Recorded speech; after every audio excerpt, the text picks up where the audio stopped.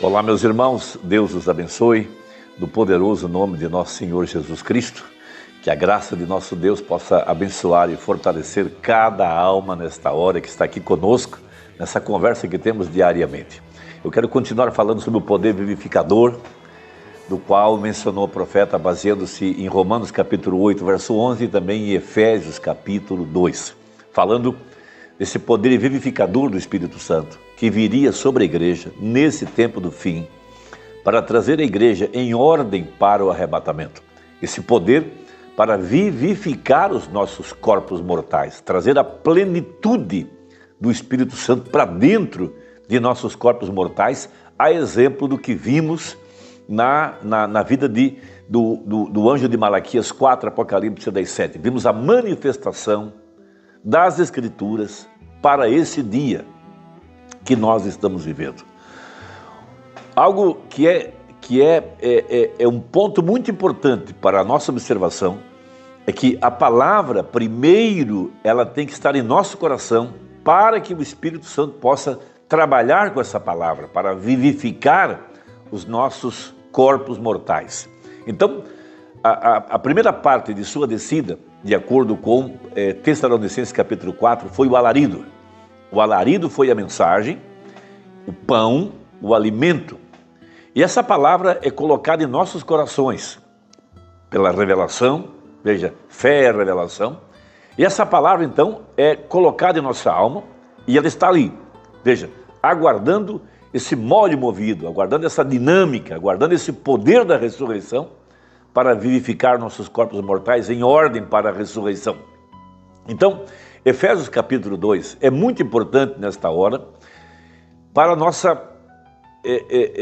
meditação, para meditar na Escritura, citada pelo profeta em várias mensagens, especialmente a mensagem ao nascer do sol, a mensagem o selo da Páscoa, a mensagem Cristo, mistério de Deus revelado. Então ele diz assim, e vos vivificou.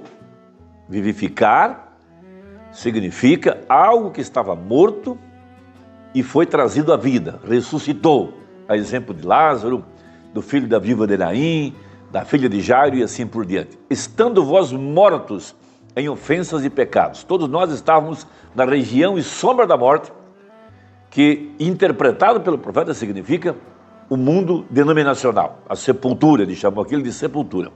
Em que no outro tempo andasse segundo o curso desse mundo, segundo o príncipe das potestades do ar, do espírito que agora opera nos filhos da desobediência, entre os quais todos nós também antes andávamos, nos desejos da nossa carne, fazendo a vontade da carne e dos pensamentos.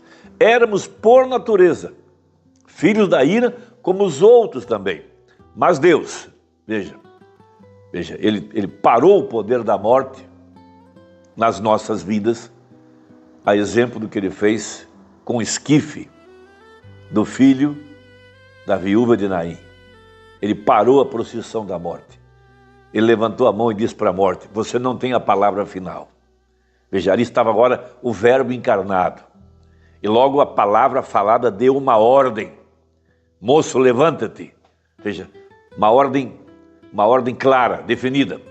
Veja, então, mas Deus que é riquíssimo em misericórdia, pelo seu muito amor com que nos amou, estando nós ainda mortos em nossas ofensas, nos vivificou juntamente com Cristo.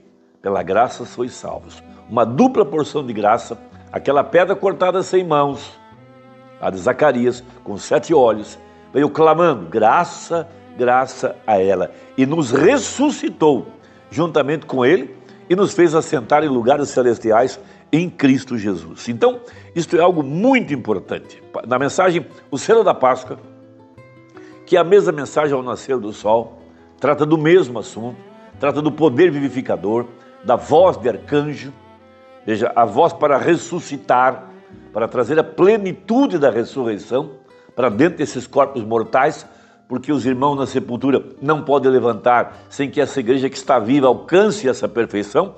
Então ele diz assim, veja, o que isso faz aos nossos corpos mortais, a esse corpo mortal, isso muda a nossa opinião, muda a nossa noção. Isso coloca as nossas afeições em coisas que são de cima. E o fumar, o beber, o jogar, as coisas que você costumava fazer, estão mortas.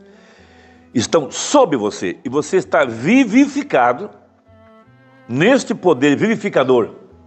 Isso traz o seu corpo já para a condição do rapto. Então, o que faria o Senhor Jesus em sua descida? 3 coisas, diz o profeta, antes do nosso encontro com Jesus. Primeiro, o alarido produziu a mensagem, produziu a palavra, porque sem a palavra não tem o que o Espírito venha vivificar. Uma vez que a palavra está em nosso coração, estamos comendo ela, nos alimentando, gozando, cantando, orando, crendo. Como os discípulos no caminho de Emaús, seus corações ardiam quando eles ouviam a palavra. Quando Jesus parte o pão na mesa, seus olhos se abriram.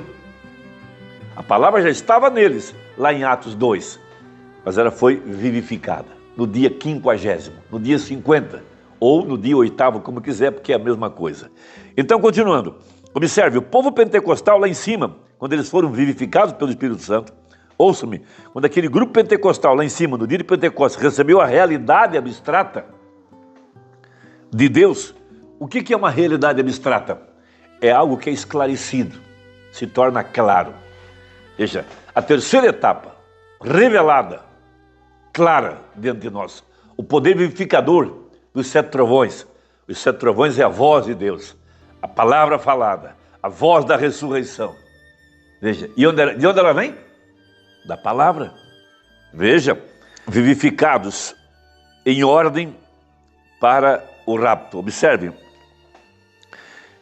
a palavra, o abstrato, sim, certamente, isso glorificou sua alma. Eles gritaram, eles viram línguas de fogo separadas sobre cada um deles. Isso vivificou de tal modo seus corpos. Veja, até que não podiam nem mesmo falar mais uma língua terrena. Isso vivificou seus corpos para uma linguagem celestial. Veja, o lugar para onde eles iriam.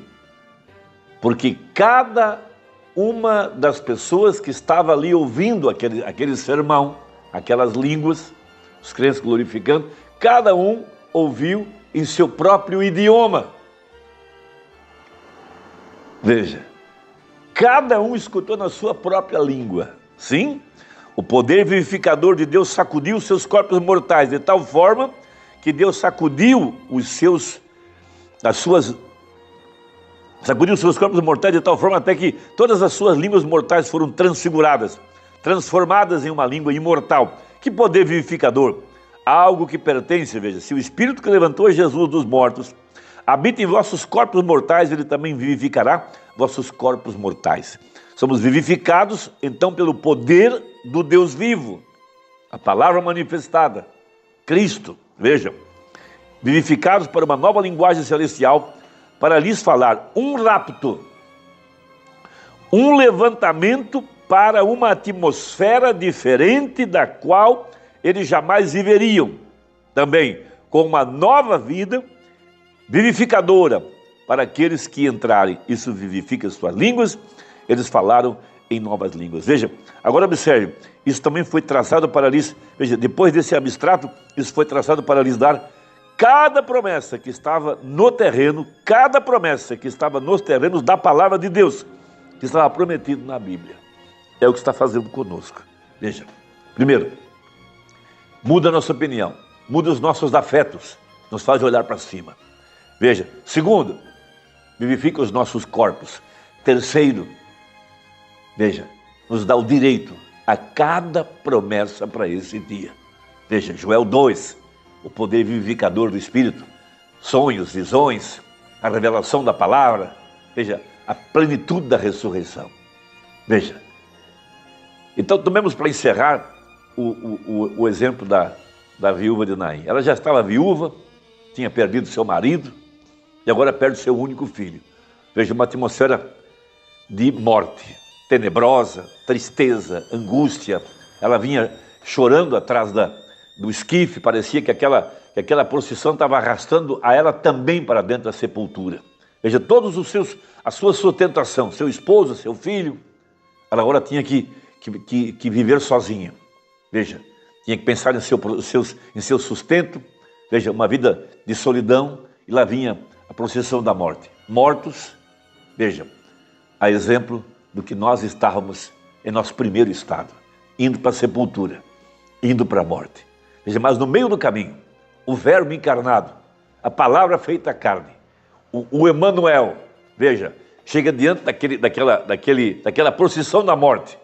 Primeira coisa que ele faz, ele se compadece da viúva, consola ela, bota a mão no morto, ele quebrou as tradições, era algo que ninguém podia fazer, tocar no morto.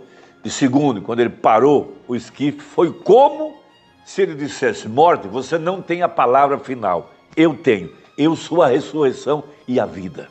Veja, mas Deus, que é riquíssimo em misericórdia, pelo seu muito amor com que nos amou, nos vivificou, estando nós mortos, a exemplo do filho da viúva de Naim. A palavra foi falada, a morte teve que se entregar, o moço levantou. Veja, houve um grande regozijo. Pentecostes é o que nós estamos vivendo. Veja, esse poder vivificador da palavra falada, da manifestação do Filho do Homem aqui no tempo do fim, parou a morte nas nossas vidas. Quero encerrar com uma pergunta, meu irmão e minha irmã. Você sente que a morte parou na sua vida? Você sente que você foi vivificado daquele estado de incredulidade, de morte, pelo poder vivificador? Agora você está sentado em lugares celestiais, glorificando a Deus, obedecendo a palavra, se alegrando com os asmos da sinceridade, fazendo festa com a palavra? Medite nisso. E Deus te abençoe. Até a próxima. Que Deus te ajude em nome de Jesus. Amém.